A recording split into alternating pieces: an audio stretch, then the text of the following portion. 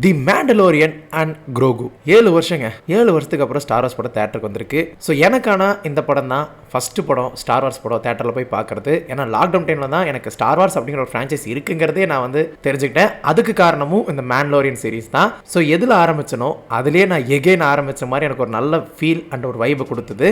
So அந்த படத்தோட review thumbnail டைட்டிலே பார்த்துருப்பீங்க. ஸோ அதை தான் பார்க்க போகிறோம். ஆஸ் அ ஸ்டார் வார்ஸ் ஃபேனாகவும் சரி, இது வந்துட்டு ஸ்டார் வார்ஸ் ஃபேன்ஸுக்கு மட்டுமா இல்லை வந்துட்டு ஜென்ரல் ஆடியன்ஸ் கேஷுவல் ஆடியன்ஸுக்குமா அப்படிங்கிற எல்லாத்தையுமே நம்ம மொத்தமாக பார்த்துடலாம். ஸோ படத்தோட ஸ்டோரி பிளேஸ்மெண்ட் ஆகட்டும், சினாப்சிஸ் ஆகட்டும், ரொம்பவுமே சிம்பிளான சினாப்சிஸ் தான். ஸோ கேலக்டிக் எம்பையர் வீழ்ச்சி அடைஞ்சிருச்சு. ஜாரினும் குரோகுவும் நியூ ரிபப்ளிக்காக வந்துட்டு மிஷன்ஸ் பண்ணுறாங்க. ஸோ இப்போ அவங்களுக்காக வந்துட்டு வேலை செய்கிறவங்களுக்கு என்ன ஆகுது அப்படிங்கிறதா கதையாக இருக்குது. பட் இவங்க மிஷன் இதோட நின்று போயிருமா அப்படிங்கிறது எல்லாமே வந்து இப்போதைக்கு அவங்க சொல்லப்படலை. நான் ஒரு இண்டிபெண்டன்ட் கான்ட்ராக்டர் தான், உங்களுக்காக வேலை செய்கிறேன் அப்படிங்கிற மாதிரி வந்துட்டு சொல்லிட்டு போயிடுவார். ஸோ இதுக்கிடையில் நடக்கக்கூடிய மிஷன் இவங்களை எந்த மாதிரி நிலைமையில கொண்டு போய் நிற்க வைக்குது, அந்த நிலைமை எந்த அளவுக்கு நம்ம எங்கேஜிங்காக கொடுக்குறாங்க, அதை கொடுத்துருக்காங்க அப்படிங்கிறத தான் நம்ம இந்த படத்தில் நம்ம பார்த்துருப்போம். அவங்க கொடுக்கணும்னு நினச்ச அந்த என்கேஜ்மெண்ட் இருக்கா இல்லையா அப்படிங்கிறதா இந்த ரிவ்யூ நீங்கள் மொத்தமாக பார்க்க போறீங்க. ஸோ பார்த்துருவோமா? ஆஸ் யூஷுவல் நம்ம வந்து நெகட்டிவ்ஸ்லேருந்தே போயிடலாம். நெகட்டிவ்ஸ்னு சொல்கிறத விட எனக்கு இந்த படத்தில் அது ஒரு டிசப்பாயின்மெண்ட் அப்படின்னு சொல்லலாம். ஃபஸ்ட்டு என்ன அப்படின்னா, இந்த படம் மோர் லைக் நீங்கள் மேண்டலோரியன் சீசன் 1, 2, 3 பார்க்கும்போது 3 சீசனுமே உங்களுக்கு ஒரு ஃப்ரெஷ்ஷான ஸ்டோரி டெல்லிங் இருக்கும். பட் இதில் வந்து அந்த மாதிரி ஒரு வைப் இருக்காது. ஏன்னா இது ஒரு பர்டிகுலர் ஒரு கேமுக்கான ஒரு டிஎல்சி மாதிரி தான் ஃபீல் ஆகும். ஆக்சுவலி இந்த ரிவ்யூ எல்லாமே நான் வந்து லைவ்ல சொல்லிட்டேன். பட் ஸ்டில் தனியாக ஒரு வீடியோ இருக்கணும், அது வந்து போஸ்டடாக இருக்கணும் அப்படிங்கிறதுக்காக தான் இந்த வீடியோவே போடுறேன். உண்மையாலுமே அப்படி தான் ஃபீல் ஆச்சு. அண்ட் அவங்க பிளாட்டுக்கு எடுத்துக்கிட்ட கதை, ஸோ இந்த கதை வந்துட்டு எப்படி லீட் ஆக போகுது அப்படிங்கிறக்காக ஒரு குட்டி மிஷன்ஸாக வந்து எடுத்துக்கிறாங்க. அந்த மிஷன்ஸ் எடுத்ததுக்கான அந்த ஒரு ஸ்கோப் வந்து பெருசாக இருக்குமான்னு பார்த்தா அந்த மாதிரி இல்லை. இப்போ ஒரு பர்டிகுலர் கேமில் வந்து ஒரு குறிப்பிட்ட டைம் பீரியடில் ஒரு மெயின் பாஸ் இருப்பான், ஓகேவா? ஸோ ஒரு கேமில் 10 மெயின் பாஸ் இருக்கா அப்படின்னா ஃபைனல் பாஸாக வந்துட்டு ஒருத்தர் இருப்பான் அப்படிங்கிறது இருக்கும். பட் அந்த 10 மெயின் பாஸில் ஃபர்ஸ்ட் பாஸ் வந்து நீங்கள் அடிக்கிறதுக்கு முன்னாடி ரொம்பவே குட்டி பாஸாக 2 பேர் இருப்பாங்கல்ல, அந்த மாதிரி ஒரு 2 பேரை வந்துட்டு பிடிச்சி கொடுக்குற மாதிரி ஒரு பிளாட்ல தான் இனிஷியலாக ஆரம்பிக்கிறாங்க. அது இந்த மேண்டலோரியன் குரோகு அப்படிங்கிற அந்த மிஷன், அந்த பவுண்டி ஹண்டர் மிஷனுக்கு வந்துட்டு ஒரு மிகப்பெரிய ஒரு கதைக்கிழமான்னு கேட்டால் இல்லை, அது ரொம்பவுமே டம்மியாக தான் ஃபீல் ஆச்சு. ஒரு 2 இம்பீரியல் ஆஃபீஸர்ஸ் வந்து பிடிக்கிற மாதிரி இருக்கும், அது ரெண்டுமே வந்துட்டு டம்மியாக தான் ஃபீல் ஆகும். ஸோ அந்த ஒரு இனிஷியலாக இருக்கக்கூடிய விஷயங்கள் மட்டும் அப்படி இருந்துச்சுங்க. அது ஒரு டிசப்பாயின்மெண்ட்டாக தான் இருந்துச்சு. ஸோ இது எப்படி ஃபீல் ஆச்சு அப்படின்னா, நம்ம எப்படி கொண்டு போகிறது, சரி இப்படி ஒரு கேரக்டர் வைப்போம், அதுக்கப்புறம் பாதியிலேருந்து ஸ்டோரி டெவலப் பண்ணிக்கலாம் அப்படின்னு சொல்லிட்டு அவங்க எடுத்த மாதிரி ஒரு ஃபீல் இருந்துச்சு. அது அப்பட்டமாகவே தெரிஞ்சிச்சு. ஸோ அப்படி இருக்கக்கூடிய அந்த 2வது இம்பீரியல் ஆஃபீஸரோட கதைக்களம் தான், அதில் இருக்கக்கூடிய ட்விஸ்ட் அண்ட் டர்ன்ஸ் தான் வந்துட்டு இந்த படத்தோட மீதி கதையாக இருக்குது, அப்படியே திரைக்கதையாகவும் இருக்குது. அதுதான் வந்து லீட் பண்ணி கொண்டு போகும். ஸோ அது வரைக்குமே உங்களுக்கு வந்து அந்த கதை பெருசாக ஆரம்பிச்சிருக்காது. ஓவராலாக படம் பார்த்துட்டு வரும்போது சும்மா ஏதோ 2 பேரை வைக்கணும்னு வச்சிருக்காங்கடா அப்படிங்கிற ஒரு ஃபீல் கண்டிப்பாக இருக்கும். எனக்கு தெரிஞ்சு இது 2 தான் எனக்கு டிசப்பாயின்மெண்ட்டாக இருந்தது. ஏன்னா இந்த கதை, அதான் இந்த படம் வந்து ஒரு தியேட்ரிக்கலி மேண்டலோரியன் குரோகுவை அந்த டைட்டிலுக்கு ஏற்ற மாதிரி இந்த மேண்டலோரியன் குரோகு 2 பேருக்கான தியேட்ரிக்கல் கட் அப்படிங்கிற மாதிரி மட்டும் தானே இருந்துச்சு. தவிர்த்து ஃபியூச்சர் ஸ்டார் வார்ஸ்க்கு ஏதாவது ஒரு மிகப்பெரிய கனெக்ஷன் இருக்கா அப்படிங்கிற மாதிரி கேட்டால் அந்த மாதிரி எதுவுமே அவங்க லீடு கொடுக்கல. ஈவன் போஸ்ட் கிரெடிட் சீன் எதுவுமே கிடையாது. ஸோ ஜஸ்ட் இது வந்து ஏதோ புதுசாக ஒரு படம் வந்திருக்கு, நம்ம போய் பார்ப்போமா அப்படின்னு சொல்லி போகிற எல்லாருக்குமே சாட்டிஸ்ஃபைடாக இருக்கணும் அப்படிங்கிற மாதிரி ஒரு படமாக தான் எடுத்திருக்காங்களே தவிர்த்து முன்னாடி இந்த சீரீஸ்க்கும் அடுத்து வரப்போகிற சீரீஸ்க்கும் மிகப்பெரிய லெவலில் வந்துட்டு இந்த படம் முக்கியமானு கேட்டால் அந்த அளவுக்கு கிடையாது. அந்த மாதிரி ஒரு ஃபீல் தான் வந்துட்டு படம் முடிச்சுட்டு வெளியில் வரும்போது ஒரு ஸ்டார் வார்ஸ் ஃபேனாக எனக்கு கிடைச்சது. படம் பார்க்கும்போது உனக்கு தோணலையா அப்படின்னு கேட்டிங்கன்னா அதை நான் வந்துட்டு பாசிட்டிவாக சொல்கிறேன். நியூட்ரல் பாயிண்ட் அப்படிங்கிற இடத்துல பெருசாக எதுவும் கிடையாதுங்க. பட் விஷுவல்ஸை மேபி சொல்லலாம். ஏன்னா நம்மளுக்கு இதில் ஒரு புதுசாக ஒரு பிளானட் வந்து காட்டுவாங்க, ஷக்காரி அப்படின்னு சொல்லிட்டு. ஆக்சுவலி அந்த ஒரு இடமே வந்துட்டு இந்த மாதிரி கான்ஸ்டன்ட்டாக ரைட்டாக மழை வர மாதிரியும் அட் த சேம் டைம் வந்து சன்லைட் இல்லாத ஒரு இடம் மாதிரி தான் காட்டியிருப்பாங்க. முரளிக்கு உங்களுக்கு ஒரு சிக்காகோ ஃபீல் வந்துட்டு அந்த ஊரில் வரும். இந்த ஒரு இடம் வந்துட்டு நம்மளுக்கு புதுசாக இருக்கும். மற்றபடி வந்து நம்ம நார்மலாகவே அனிமேஷன் சீரிஸில் பார்த்தது இது வரைக்கும் மேண்டலோரியன் பார்த்த இடங்கள் மாதிரியே தான் ஃபீல் ஆகுமே தவிர்த்து அண்ட் ப்ரீவியஸ் மூவிஸில் இருந்த இடம் மட்டும்தானே தவிர்த்து நம்மளுக்கு வந்து புதுசாக வந்துட்டு விஷுவலி ஸ்டன்னிங்காக கொடுத்துருக்க மாட்டாங்க. பிளானட் வைஸ் நான் சொல்கிறேன். சில இடங்களில் வந்துட்டு உங்களுக்கு அந்த வெப் சீரிஸ்க்கான ஒரு ஃபீல் தான் நம்மகிட்ட அதிகமாகவே கிடைக்கும். அண்ட் அப்பப்போ மோஸ்ட்லி இந்த ஐமேக்ஸில் பார்க்கும்போது ரேஷியோ சேஞ்ச் ஆகும் இல்லையா? ரேஷியோ சேஞ்ச் ஆகிறது வந்துட்டு ஓகே பிகினிங்ல இருந்து ஒரு கிளைமேக்ஸ் வரைக்கும் எப்படி இருந்துச்சு அப்படின்னா ஓகே ஒரு முக்கியமான சீன் வரும்போது ரேஷியோ வந்துட்டு ஃபுல்லாக கன்வெர்ட் ஆச்சு. பட் கிளைமேக்ஸ் போர்ஷன் ஒன்று இருக்கும். அந்த கிளைமேக்ஸ் போர்ஷனில் நீங்கள் ஐமேக்ஸில் பார்க்கும்போது எப்படி இருக்கும் அப்படின்னா 3 செகண்டுக்கு ஒரு டைம் வந்து ரேஷியோ சேஞ்ச் ஆகி வரும். அது கொஞ்சம் என்ன சொல்கிறது டிஸ்டர்பிங்காக இருந்துச்சு. டக்குன்னு வைட் ஆகும், டக்குன்னு ஐமேக்ஸ்க்காக வந்துட்டு கம்ப்ளீட்டாக ஃபுல்லாகும், அப்படி மாறி மாறி இருந்துச்சு. அது கொஞ்சம் ஏன்னு தெரில, அந்த இடத்துல அவங்க அதை தவிர்த்துருக்கலாம். பட் ஆனால் அது அடுத்தடுத்து அப்படியே மாறி மாறி தெரியுற மாதிரி இருந்துச்சு. ஹட்ஸை தவிர வந்து வேற யாருமே பெருசாக ஒரு முக்கியமான ஒரு ஆப்பனன்ட் மாதிரி ஃபீல் ஆக மாட்டாங்க. பட் அதுலேயுமே ஒருத்தர் தான் எம்போ அப்படின்னு சொல்லிட்டு, இவங்க ஹட்ஸுக்கும் மேலே அப்படிங்கிற மாதிரி தான் இருந்தான். உண்மையாலுமே ஒரு ஜாரினோட அந்த ஒரு ஃபைட்டிங்க்கும் ஆக்ஷன் காம்பட் சீக்வன்ஸ்க்கு ஒரு ஏற்ற மாதிரி ஒரு ஆள். ஆக்ஷன் சீக்வன்ஸ் வந்து நல்லா இருக்குது at the same time. And இன்னொரு பக்கம் அது எது புதுசாக காட்டல, யூஸ்வலாக இருக்கிறது மட்டும்தான் இருக்கும். அதுவுமே ரொம்ப கம்மியாக தான் இருக்குது, ரொம்ப லென்த்தாக எடுக்க வேணாம் அப்படிங்கிற மாதிரி சில இடங்களில் ஃபீல் ஆச்சு. இப்படி மட்டும் காட்டினா போதும் அப்படின்னு சொல்லி தான் ஈவன் கிளைமேக்ஸ் ஃபைட்டே முடிச்ச மாதிரி ஃபீல் ஆச்சு. அண்ட் நியூட்ரல் பாயிண்ட் இன்னொன்று சொல்லுவேன், நெகட்டிவ்ல சொல்லியிருந்தேன் இல்லையா, பெருசாக வந்து இந்த மாதிரி லோவர் பில்டிங் இல்லை அப்படின்னு சொல்லிட்டு. பட் அதை நியூட்ரல் பாயிண்ட்லேயும் சொல்லலாம். ஏன்னா இப்போ கேஷுவல் ஆடியன்ஸ்க்கு வந்து நிறையா விஷயங்கள் சொல்லணும் அப்படின்னா அவங்க கன்ஃபியூஸ் ஆயிடுவாங்க. இதெல்லாம் என்னடா அது நிறையா சொல்கிறாங்களே, என்னடா என்னென்னமோ சொல்கிறாங்க, ஒன்றும் தெரியலையே அப்படின்னு ஒரு ஃபீல் இருக்கும். பட் அந்த கேஷுவல் ஆடியன்ஸுமே வந்துட்டு அந்த மாதிரி எந்த ஒரு குழப்பமே எல்லாம் பார்க்கணும் அப்படிங்கறக்காகவே, ஓ நீ மேன்லோரியன் தானே, உன்னோட வழிமுறைகள் இது தானே அப்படின்னு அவங்க சொல்கிற இடமாகட்டும், ஓ இந்த மாதிரி நான் ஒன்று பண்ணிட்டேனே இப்போ உன்னோட இடத்துல சேர்த்துக்க மாட்டாங்களே அப்படின்னு சொல்லும்போது அந்த ஆடியன்ஸ்க்குலாம் ஓ இப்படியெல்லாம் இருக்காதுல்ல, பரவாயில்லையே, இதனால தான் இவனை வந்துட்டு விட்டு பார்க்குறாங்களா, நைஸ் நைஸ் அப்படின்னு சொல்லிட்டு அவங்களே வந்துட்டு புரிஞ்சுப்பாங்க ஓகே அப்படின்னு சொல்லிட்டு. ஸோ அவங்களே கேள்வி பதில்கள் வந்துட்டு உள்ள வைக்கிறனால கேஷுவல் ஆடியன்ஸுக்கு ஈஸியாக புரிஞ்சிடும். இதை தாண்டி வந்து இதுக்கு முன்னாடி நடந்த ப்ரீவியஸ் ஸ்டோரிஸ் ஆகட்டும், அதில் இருக்கக்கூடிய ஆர்க் ஆகட்டும், இது எல்லாத்தையுமே நம்ம ஒட்டுக்காக கனெக்டடாக வச்சோம் அப்படின்னா கண்டிப்பாக புது ஆடியன்ஸ் வந்து கன்ஃபியூஸ் ஆயிடுவாங்க. இது ரொம்ப டீப்பாக இருக்குது, நம்மளுக்கு செட் ஆகலை அப்படிங்கிற மாதிரி ஆயிட்டாங்கன்னு வச்சுக்கோங்களேன். ஏன்னா 100ல் ஒரு 10 பேர் தான் வந்து இது என்னன்னு தெரிஞ்சுக்கணும்னு நினைப்பாங்க. மீதி 90 பேர் வந்து ரொம்ப காம்ப்ளிகேட்டட், ஏதோ என்னமோ சொல்கிறானுங்க, தேவையால் நம்ம இதை பார்க்க தேவையில்லை, உங்களுக்கு எதாவது என்டர்டைன்மெண்ட்டாக தான் வந்து பார்த்து போங்க அப்படின்னு சொல்லிட்டு போயிடுவாங்க. ஸோ அதனால் அந்தளவுக்கு கொண்டு போகாமல் சப்டிலாக கொண்டு போய் கொடுத்துருக்காங்க. சப்டிலான ஒரு மைல்டான ஒரு ஸ்டோரி லைன் ஸ்க்ரீன் பிளே வந்துட்டு கொண்டு வந்து கொடுத்துருப்பாங்க, எல்லாரும் பார்க்குற மாதிரி. அப்படியே பாசிட்டிவ்னு இருந்தீங்கன்னா நான் நினச்சி கூட பார்க்கல, கண்டிப்பாக வந்துட்டு ஜாரினும் குரோகு வந்து படத்தோட இரு தூண்களாக இருப்பாங்கன்னு சொல்லிட்டு எனக்கு முன்னாடியே தெரியும். பட் இதில் மூணாவதாக ஒருத்தர் வந்தார் பாருங்க, அங்கே மூணாவதாக ஒருத்தர் இருப்பான் பாரு அப்படின்னு சொல்லிட்டு ஜெயிலரில் சொல்கிற மாதிரி, ரோட்டா த ஹட். அதை நான் வந்துட்டு எக்ஸ்பெக்ட் பண்ணவே இல்லை, இப்படி ஒரு கேரக்டர் ஆர்க் வந்து அவருக்கு கொடுப்பாங்க அப்படின்னு சொல்லிட்டு. இவங்க 2 பேருக்கு எந்த அளவுக்கு ஒரு விஷயம் இருக்குமோ அதே அளவுக்கு அவரை வந்துட்டு ஈக்குவலாக பேலன்ஸ் பண்ணி அந்த கேரக்டர் ஆர்க்கை கொண்டு போயிருப்பாங்க.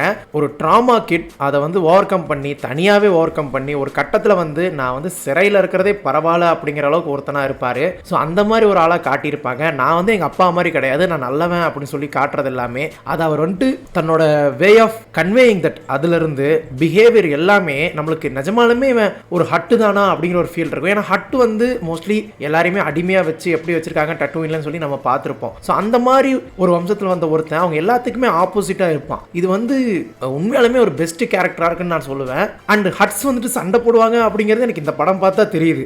எசகு பொசகா ஏடா குணமாக சண்டை போட்டுக்கிறாங்க.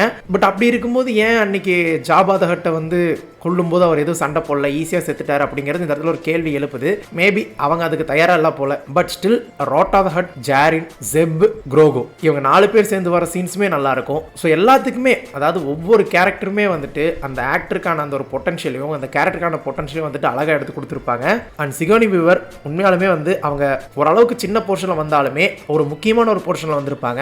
நாட் ஓன்லி நீ எனக்கு வேலை செய்கிறவன் அப்படிங்கிற மாதிரி மட்டும் பார்க்காம எங்களுக்கு வேலை செய்கிறதுனால நீ எங்களில் ஒருத்தன் தான், உன்னை அப்படியே விட்டுற மாட்டோம் அப்படின்னு சொல்லி அவங்க வர இடம் எல்லாமே அருமையாக இருந்துச்சு. ஸோ இது எல்லாமே படத்தோட பாசிட்டிவ் அப்படின்னு சொல்லலாம். ஒவ்வொரு கேரக்டர் ஆகட்டும், அவங்களோட பெர்ஃபார்மன்ஸ் ஆகட்டும், அந்த கேரக்டர் ஆர்க் கொண்டு போன விதம், ஸ்டோரி வந்து ஒரு மிட்டுக்கு அப்புறம் தான் வந்து ஓரளவுக்கு ப்ராப்பராக கொண்டு போவாங்க. அது செகண்ட் ஹாஃபோட ஆரம்ப நிலை இருக்கு இல்லையா, செகண்ட் ஹாஃப் வந்துட்டு ஒரு ஸ்டார்ட் ஆகும், ஒரு போர்ஷன் ஒரு டைம் பீரியடில் ஸ்டார்ட் ஆகும். அந்த ஸ்டார்ட் ஆகிற அந்த ஸ்டோரி லைன் இருக்குல்ல அது ரொம்ப சூப்பராக இருக்கும், எமோஷனலாக கொண்டு போயிருப்பாங்க.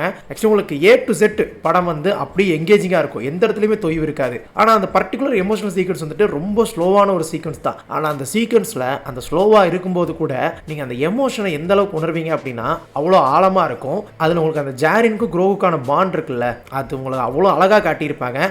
ஈவன் தோ இந்த சீரீஸ் எல்லாம் பார்க்காம ஒருத்தன் போய் படம் பார்க்குறேன்னு வச்சுக்கோங்க, பார்க்குறவங்களுக்கு எப்படி ஃபீல் ஆகும் அப்படின்னா இவங்க 2 பேத்துக்குள்ள இப்படி ஒரு பாண்ட் இருக்காடா அப்படின்னு சொல்லி உங்களுக்கு வந்து இதை பற்றி நம்ம இன்னுமே தெரிஞ்சுக்கணுமே அப்படிங்கிற ஒரு ஆசை வரும். ஒரு செகண்ட் உங்களுக்கு என்ன சொல்கிறது, கண்ணில் தண்ணியே வந்துடும். அந்த மாதிரி ஒரு விஷயமா இருக்கும். ஜாரின் குரோகோட எமோஷனல் பாண்ட், அந்த ரோட்டாவோட எமோஷனல் ஆர்க், இது எல்லாமே வந்து பெர்ஃபெக்டாக ஒர்க் ஆயிருக்கும். உண்மையாலுமே பெர்ஃபெக்டாக ஒர்க் ஆயிருக்கும். அண்டு காமெடி போர்ஷன்ஸ் இருக்கு இல்லையா, ஸோ அது எல்லாமே ஒர்க் ஆச்சுக்க. எனக்கு படம் ரிலீஸுக்கு முன்னாடியே தெரியும் குரோகோவோட போர்ஷன் வந்துட்டு கண்டிப்பாக ஒர்க் ஆகணும். அதுக்கு ஏற்ற மாதிரியே செம்மையாக ஒர்க் ஆச்சு. கண்டிப்பாக குரோகோவோட போர்ஷன் சின்ன குழந்தைங்க எல்லாத்துக்குமே பிடிக்கும். புதுசாக நீங்கள் யாராவது வீட்டில் பேரண்ட்ஸ் இருக்கீங்க, குழந்தைங்க வந்துட்டு அழகான ஒரு விஷயத்தை காட்டணும், ஆக்ஷன் அட்வென்ச்சராக இருக்கணும் அப்படின்னா நீங்கள் தாராளமாக உங்கள் குழந்தைங்களை கூட்டிகிட்டு போய் பார்க்கலாம். அந்த குரோகு அப்படிங்கிற குட்டி பையன் உங்களை விட பெரியவனாக தான் இருப்பான். உங்கள் அப்பா வயசு இருக்கும் உங்கள் குழந்தைக்கெல்லாம் பார்க்கும்போது. ஸோ அப்படிங்கிற ஒருத்தன் தான் நான் குட்டியாக இருப்பான், அவன் வந்து உங்கள் எல்லாத்தையுமே சிரிக்க வைப்பான். உண்மையாலுமே உங்கள் இதயத்தை திருடுறது அந்த ஒரு கேரக்டராக இருக்கும், அதே சமயம் ரோட்டா தான் ஹட்டாக இருக்கும். இவங்க 2 பேர் கண்டிப்பாக நியூ ஆடியன்ஸுக்கு வந்துட்டு ஒரு சர்ப்ரைஸ் லெவலில் ட்ரீட் மாதிரி தான் கண்டிப்பாக எல்லாரும் என்ஜாய் பண்ணி பார்ப்பீங்க. அண்ட் அந்த பாபு ஃப்ரீக் ஸ்பீஷிஸ் கூட சேர்ந்து வந்துட்டு ஒரு போர்ஷன் இருக்கும், ஓகேவா, அது செகண்ட் ஹாஃபில் இருக்கக்கூடிய ஒரு மிஷன். அந்த மிஷன் கம்ப்ளீட்லி ஃபன்னாக இருக்கும். குரோகுவோட ஃபோர்ஸ் பவர் எக்ஸ்டெண்ட் ஆகுது அப்படிங்கிறது நம்மளுக்கு கிளியராக காட்டியிருக்காங்க. அது உண்மையாலுமே ஓகே ஹி இஸ் க்ரோயிங் அப்படிங்கிறத ஜஸ்டிஃபை பண்ணுற விதமாக இருக்குது.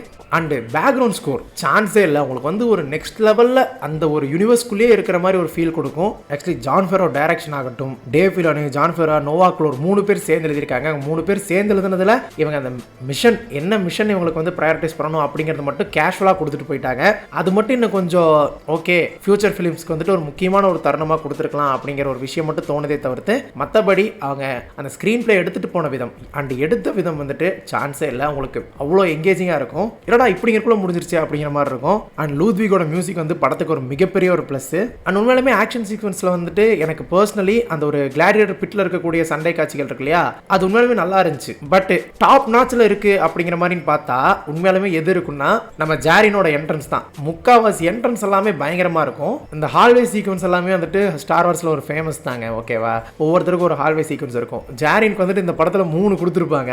3மே நல்லா இருக்கும். ஆனால் சில இடங்களில் கிளைமேக்ஸ் ஃபைட்டில் கண்டினியூட்டி மிஸ்டேக் இருந்த மாதிரி எனக்கு ஒரு ஃபீல். மேபி நான் பார்த்த தேட்டரில் வந்து படத்தை முடிக்கிறதுக்காக கட் பண்ணிட்டாங்களா இல்லை எப்படின்னு எனக்கு தெரியல.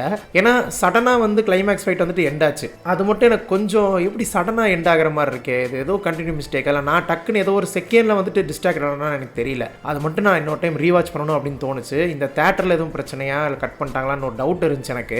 But what ever. அண்ட் கடைசியாக உங்கள் எல்லாருக்கும் போயிட்டு ஒரு 3 விதமான பிளானட் ஆகட்டும், டிஃப்ரெண்ட்டாக கிரியேச்சர்ஸ் ஆகட்டும், இது எல்லாத்தையுமே வந்து பிரம்மாண்டமாக ஒரு பெரிய ஸ்க்ரீனில் பார்க்கணும்னு ஆசைப்பட்டீங்க அப்படின்னா உங்களுக்கான படம் தான். ஸோ படம் முழுக்க வந்துட்டு விஷுவலி 3 டிஃப்ரெண்ட் பிளானட்டையும் நெவராவையும் லைட்டாக காட்டுவாங்க. ஸோ அதாகட்டும். அண்ட் அதே சமயம் வந்து ஓகே நியூ ரிபப்ளிக்கு என்னதான் வேலை செஞ்சாலுமே இன்னொரு பக்கம் எம்பேருக்கு கீழே வேலை செஞ்சுட்டு இருக்கிற ஹட்ஸ் வந்துட்டு எப்படி இருக்காங்க அப்படிங்கிற காட்டுறதாகட்டும், இது எல்லாமே வந்துட்டு உங்களுக்கு ஒரு பிரமிப்பாக இருக்கும் புது ஆடியன்ஸுக்கு. யாராவங்க ஸோ இதெல்லாமே என்ஜாய் பண்ணியே புதுசாக ஆச்சரியமாக பார்ப்பீங்க. அந்த ஆச்சரியம் உங்களுக்கு வேணும் அப்படின்னா தாராளமாக போய் பார்க்கலாம். ஸோ கடைசியாக பார்க்கும்போது இது ஒரு கமர்ஷியல் படம் அப்படிங்கிற மாதிரி தான் ஃபீல் இருக்கும் உங்களுக்கு. And fantasy plus science fiction commercial அந்த மாதிரி ஒரு ஃபீல் கொடுக்கும். சரி ஓகே, இதுதான் படத்தோட ரிவ்யூ. எனக்கு தெரிஞ்சு இதுவே போதும்னு நினைக்கிறேன். ஏன்னா நான் லைவ்லேயே நிறைய பேசிட்டேன், கிட்டத்தட்ட 1 மணி நேரத்துக்கு மேலே அந்த படத்தை பற்றி பேசிட்டேன். ஸோ மறக்காமல் வேணா ஸ்கிரிப்ட் செட்டில் லைவ் இருக்கும், லைவ் வேணா போய் செக் பண்ணி பாருங்க. நிறையா Q&A மாதிரி வந்துட்டு பேசி நிறையா விஷயங்கள் சொல்லியிருப்பேன். ஸோ அதில் போய் செக் பண்ணி பாருங்க. இப்போதைக்கு இவ்வளோதான் இந்த ரிவ்யூ. தேவையான அளவு அவங்க கொடுத்துருக்காங்க. ஆக்சுவலி இதுதான்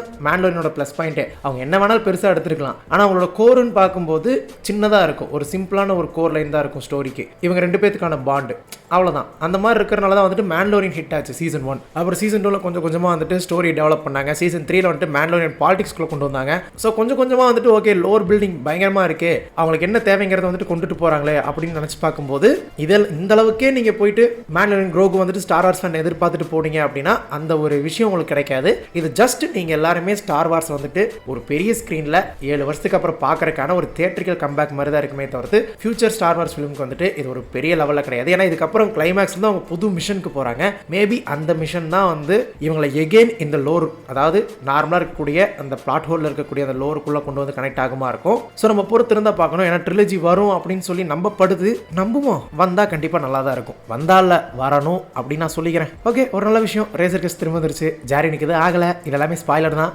இதெல்லாத்தையும் தாண்டி குரோகு வளர்ந்துட்டு இருக்கான், அவனால் அவனை பார்த்துக்க முடியும் அப்படிங்கிறத நம்பி அவர் கிளைமேக்ஸில் அவனோட ஜேர்னியை குரோகுவை ஸ்டார்ட் பண்ணு சொல்லி நெவர் டச் த பட்டன்ஸ் அப்படின்னு ஆரம்பிக்கிற ஒரு விஷயம் டச் த பட்டன்ஸ் அப்படிங்கிற மாதிரி முடிக்க அழகாக கொண்டு போயிருப்பாங்க.